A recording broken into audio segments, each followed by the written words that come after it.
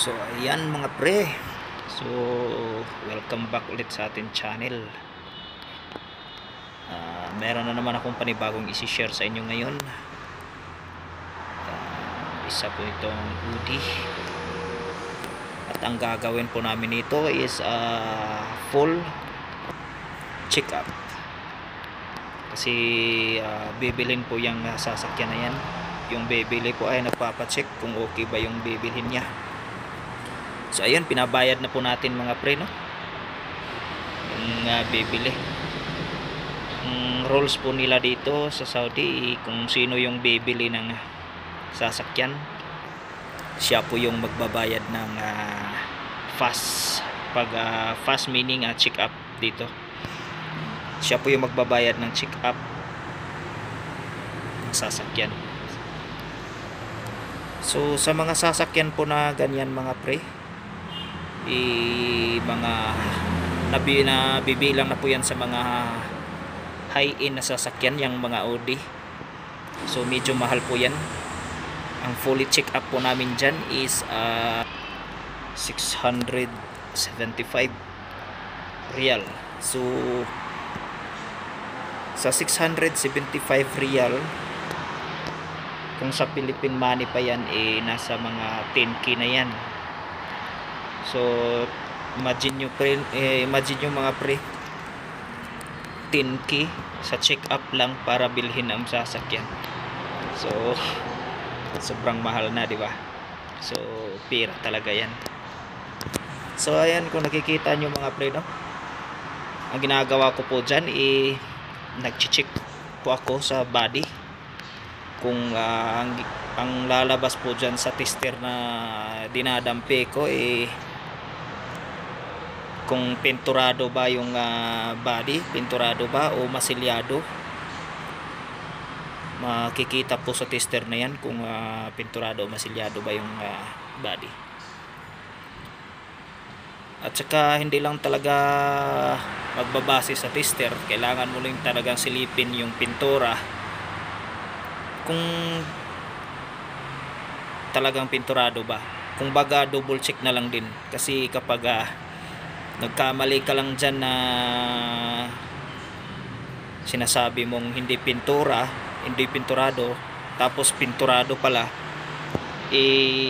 yari ka talaga, magbabayad ka talaga, ikaw talaga yung magbabayad.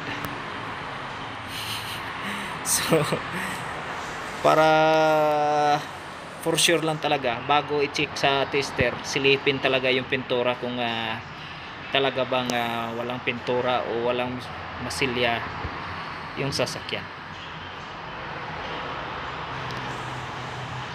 So ayan mga pre, no, fast forward na po tayo to make the video short.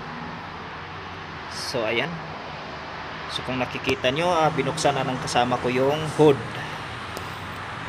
So ang gagawin po pala sa fully check up mga pre is check up body, engine, transmission, kung may abnormal sound ba, leaking at iba pang sira na makikita. I-check din natin ang under chassis, pati na rin ang computer nito. So stay tuned lang po mga pre, no, at itataas natin yan ngayon pagkatapos.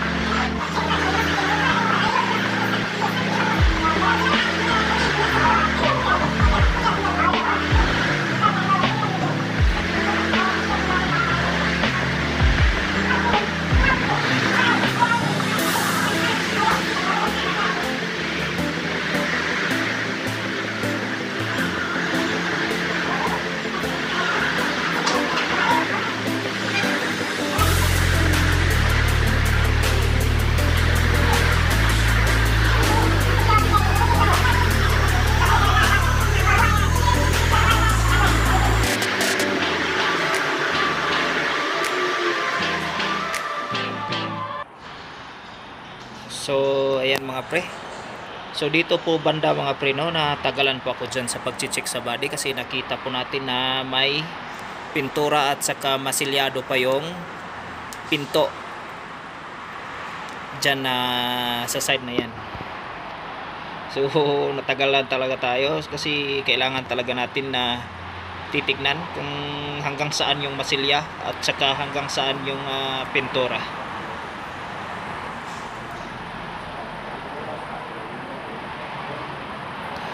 So ayan mga pre, no, tinaas na po natin yung sasakyan. So dyan po mga pre, kailangan natin tignan yung makina kung pinol down ba siya o palit ba siya ng makina, kasi pinaka-importante yon, kasi yun ang rason kung bakit pinapacheck yung sasakyan, kung na-overhaul na ba yung makina niya o pinalitan na ba ng bago. So kagaya lang din sa transmission mga pre, no, ganun lang din yung gagawin. So ayan, binababa na po namin yan mga pre para sa test drive.